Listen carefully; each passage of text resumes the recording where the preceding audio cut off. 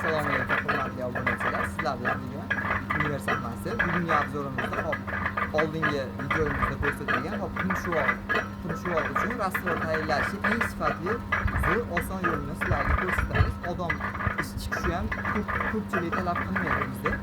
Buning uchun bizga yirik qilishimiz kerak. Bundaqa hamma biladi. Mishalki bitta bayo turpoq. Bu yerda turpoqimiz bor. Oddiy uyimizdan chiqargan turpoq. Sement, suv. Bo'ldi. Shu pripineniyalari hozir sizlarga ishlab ko'rsatamiz. Bu yoqqa keling. Boshlaydigan bo'lsanlar, bizga 3 paqir rastvorimizni tayyorlash qonuni. 3 paqir oddiy suv qo'yamiz.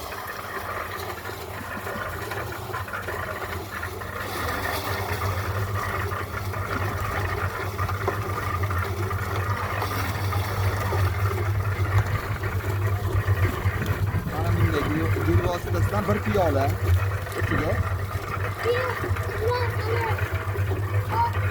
va turpog'imizdan 6 lapot turpoq qolamiz.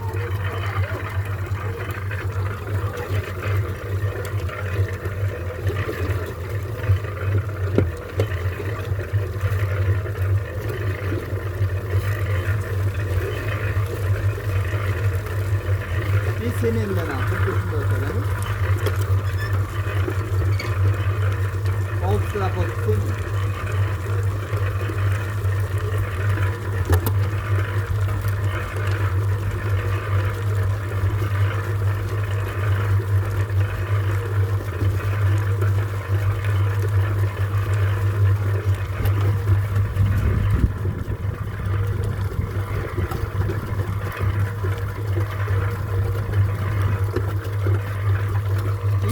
Lapotga bu qumimizdan solamiz. Bu daryodan maxsus chaqirtirilgan, sho'ri yo'q.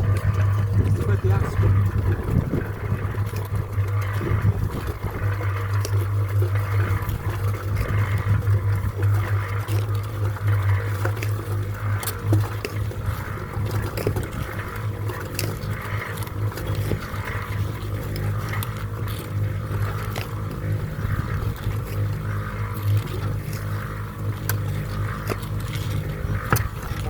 Lapot solib, undan sonra mishalkani aylantirishga ulgurasiz. Nazorat qilib, qarab, rastvorimizning holatiga qarab qo'shimchasini yana qo'shsa bo'ladi. Rastvorimizning holatiga qarab, ishcha quyib turish kerak ekan, yana 2 lapot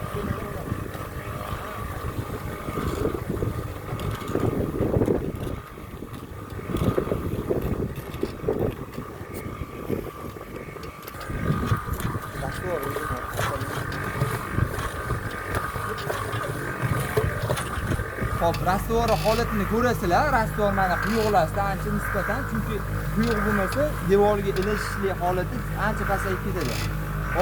Rastvor hozir sizlarga tayyorlanganini ko'rsataman.